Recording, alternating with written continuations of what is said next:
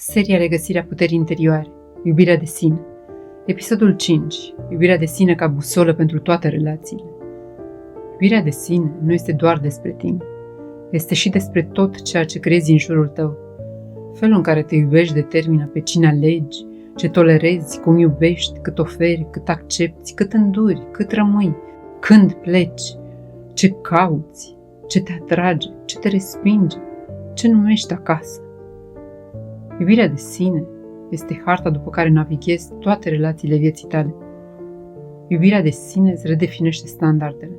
Când te iubești, nu mai confunzi atenția cu iubire, nu mai confunzi pasiunea cu stabilitate, nu mai confunzi disponibilitatea cu compatibilitatea, nu mai confunzi zgomotul cu conexiunea, nu mai confunzi măcar atât cu merit ceea ce e corect.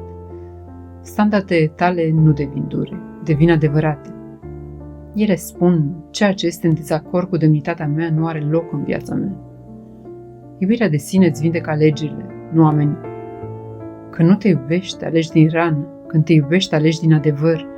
Fără iubire de sine întâlnești oameni care te consumă, oameni indisponibili, dinamici intense, dar autodestructive, lecții repetate, haos emoțional, relații fără reciprocitate.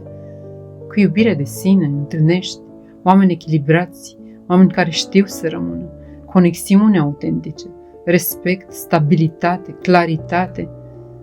Nu oamenii se schimbă, tu schimbi ceea ce accepti. Iubirea de sine pune limite sănătoase fără vinovăție. Nu limite care închid, ci limite care protejează. Nu limite care resping, ci limite care clarifică. Nu limite din frică, ci limite din respect. Iubirea de sine îți dă curajul să spui, atât pot, asta nu mă respectă, asta nu mi se potrivește, aici nu mă simt în siguranță, asta nu mă reprezintă. Fără furie, fără conflict, fără rușine, doar adevăr. Iubirea de sine te face selectiv, nu rece. Este important să înțelegi că nu devii distant, nu devii închis, nu devii imun la iubire. Devii clar. Când te iubești, nu mai oferi tuturor acces la tine, nu mai intri în relații din singurătate, nu mai rămâi în dinamici care te micșorează, nu mai ignori primele semnale.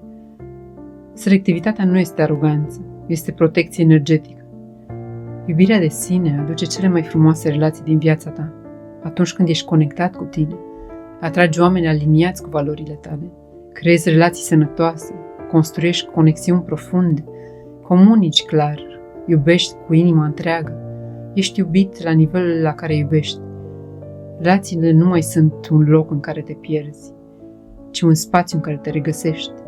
Iubirea de sine nu doar îți schimbă relațiile, îți schimbă destinul.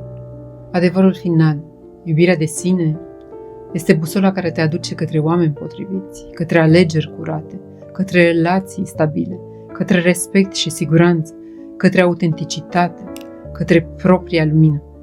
Ea îți spune mereu direcția corectă. Acolo unde nu te pierzi, acolo este locul tău. Și odată ce ai învățat această direcție, nu te mai întorci niciodată înapoi.